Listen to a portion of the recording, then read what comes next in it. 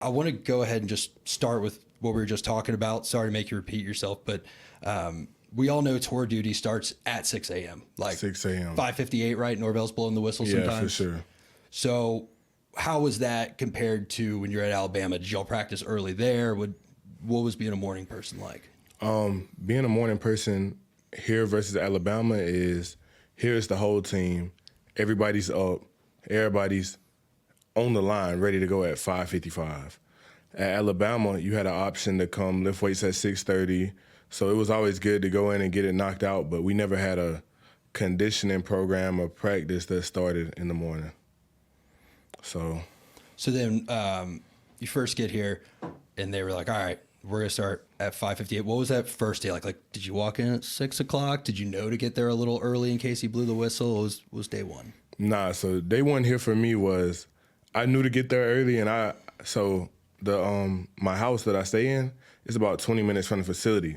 So the whole time I'm living there, like for a couple weeks before we started tour duty, I'm like, okay, this is smooth. Like we got to be over there like 8, 9, whatever.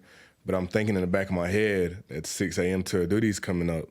So I woke up that morning at like 4. Didn't go back to sleep. I woke up, brushed my teeth, did everything I had to do. I hit the door. So I actually got to the facility around like 4:50, 5 o'clock. I'm like an hour early because I'm like, I can't go back to sleep, chance it, nothing like that. So I got here early.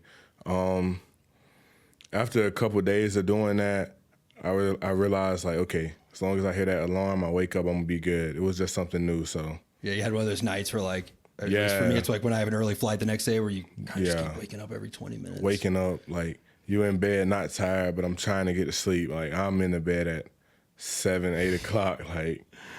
So you come into a room that's in an interesting place compared to the rest of the team. I don't know the exact statistic, but Florida State, we lose something like 90% of our offensive production. But we return most of our offensive line, except for a few guys, which is, is what you're coming in for. But how quickly did those guys get you up to speed? Like day one, were they kind of the ones walking you through, okay, here's how we do it, here's what to expect in tour duty? Yeah. Did it take a little bit maybe to bond with those guys? What was that like? Nah, I was creating a bond with them before I even got on campus. So when I actually came for my official visit in the portal, nobody was here because I don't know if school hadn't started yet, but nobody was here.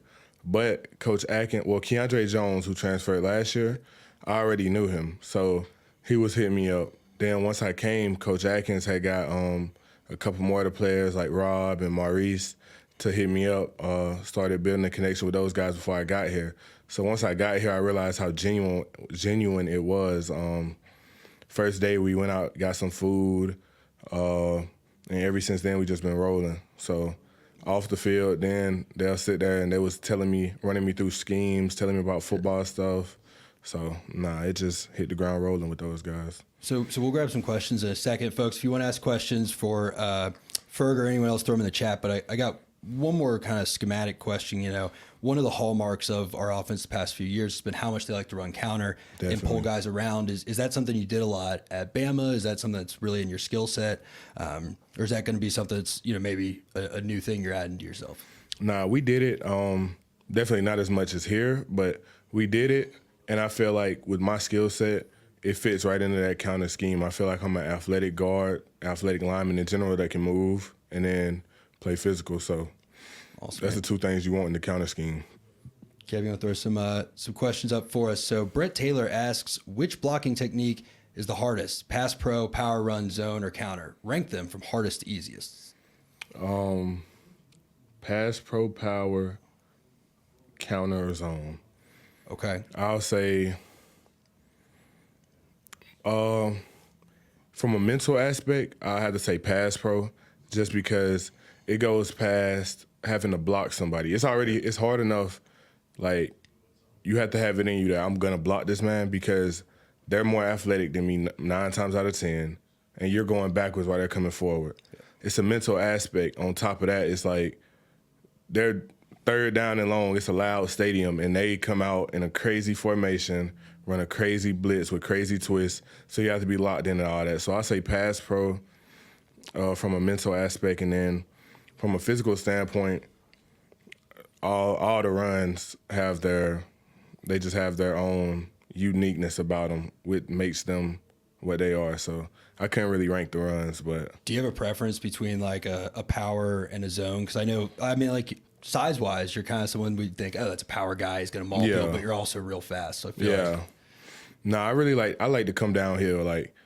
if my dream scenario would be either a 3 technique or a 2-eye that just plays head up. They just run into me, I run into them, and we just bump heads all game. I feel like I'm gonna move them off the spot. how good has it been in practice to have a guy like, Daryl Jackson, 6'4", 330, lining up at those Yeah. spots? That helped you grow a little bit? Yeah, for sure, it's great. Having somebody like Daryl or any of the other D linemen that we have, they're all talented in their own ways. Really good. I'll say they're really good, and going against that every day, especially in the spring where it's like less scout team, more good on good. So you have 1s-on-1s, 2s-on-2s. You're really getting those reps every day. You have pods and 1-on-1s and everything. So just getting to go against those guys every single day, just make each other better. And you got to bring it. So Noel Cab asked, what were your biggest factors when choosing FSU as your transfer school? Just going back to high school, Coach Norvell, Coach Atkins, they were really high on me coming out of high school.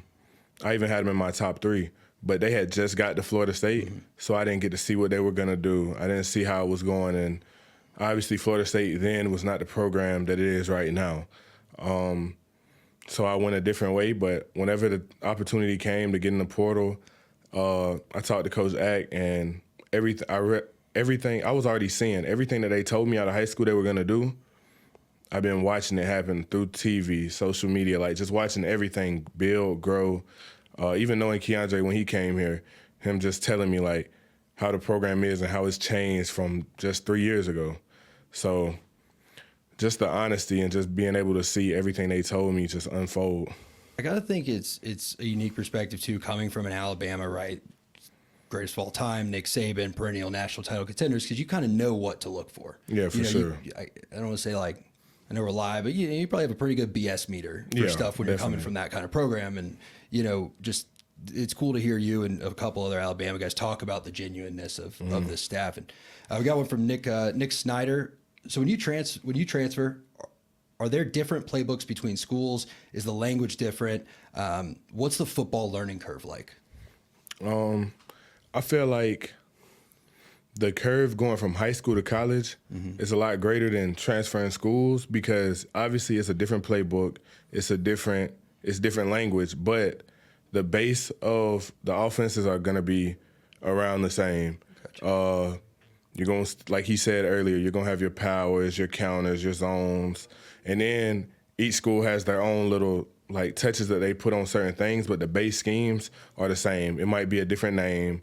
You might call a certain double team block something different at one school versus another, but the scheme and who you're going to and what you're running, the base of it's the same. So Gotcha. just getting in and learning the language of a new playbook is the most important thing.